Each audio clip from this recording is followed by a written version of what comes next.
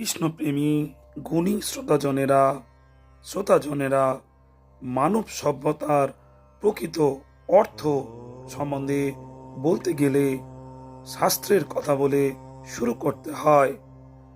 অথাতো ব্রহ্ম জিজ্ঞাসা অর্থাৎ পরম সত্য সম্পর্কে অনুসন্ধান করা। যতক্ষণ পর্যন্ত মানুষ জন্ম মৃত্যু জরা ব্যাধির দুঃখ থেকে মুক্তির পথ অনুসন্ধান না করে ততক্ষণ তাকে প্রকৃত মানুষ বলা যায় না। মানব জীবনের প্রকৃত লক্ষ্য আমাদের জীবন নিয়ন্ত্রিত হওয়া উচিত। যেমন ভগবত গীতায় বলা হয়েছে, যুক্তাহার বিহারস্য যোগ ভবতি সিদ্ধিদা, অর্থাৎ জীবনের প্রয়োজনীয় বিষয়গুলি সংযমের মধ্যে রেখে আমাদের পারমার্থিক উন্নতির জন্য সময় ব্যবহার করা উচিত। এই জীবনের শেষে যেন আবার নতুন জড়দেহ ধারণ করতে না হয়, বরং এই জীবনেই যেন আমরা আমাদের প্রকৃত আলোয় ভগবত ধামে ফিরে যেতে পারি। সেটি মানব জীবনের প্রকৃত উদ্দেশ্য। তাই আমাদের প্রেমের ঠাকুর শ্রী গৌরাঙ্গ মহাপ্রভু সবাইকে উদ্দেশ্য করে আদেশ করেছেন, যাবৎ আছে প্রাণ আছে দেহে শক্তি, তাবৎ করহ কৃষ্ণ পাদ পদ্মে ভক্তি।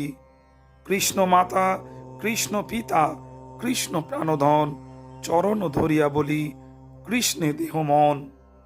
তাই আমাদের সবাইকে জীবিত অবস্থায় এবং যতদিন সুস্থ আছি ততদিনই শরীরটা ভগবান শ্রীকৃষ্ণের সেবায় সম্পূর্ণভাবে নিযুক্ত করতে হবে। কর্তা অভিমান ও ভোক্তা অভিমান পরিত্যাগ করে শ্রীকৃষ্ণই যে একমাত্র কর্তা এবং ভোক্তা তা সর্বান্তকরণে হৃদয়ে গ্রহণ করে শ্রীকৃষ্ণের সন্তুষ্টিকরণের জন্য সদা সেবায় নিযুক্ত হতে হবে। শ্রী চৈতন্য মহাপ্রভু বলেছেন, জীবের স্বরূপ হয় কৃষ্ণের নিত্য দাস। শ্রীকৃষ্ণ সেবাই হল মানব জীবনের একমাত্র উদ্দেশ্য এবং এটাই হচ্ছে প্রকৃত স্বাধীন এবং আনন্দের পথ। তাই এই কলিযুগে শ্রী চৈতন্য মহাপ্রভু আমাদেরকে হরে কৃষ্ণ মহামন্ত্র প্রদান করেছেন এবং সবাইকে হরিনাম করতে বলেছেন। যদি আমরা গীতা ভাগবত বুঝতে না পারি, তাহলেও যদি আমরা হরে কৃষ্ণ মহামন্ত্র জপ ও কীর্তন করি এবং ভগবান শ্রীকৃষ্ণকে সন্তুষ্ট করার জন্য নিত্য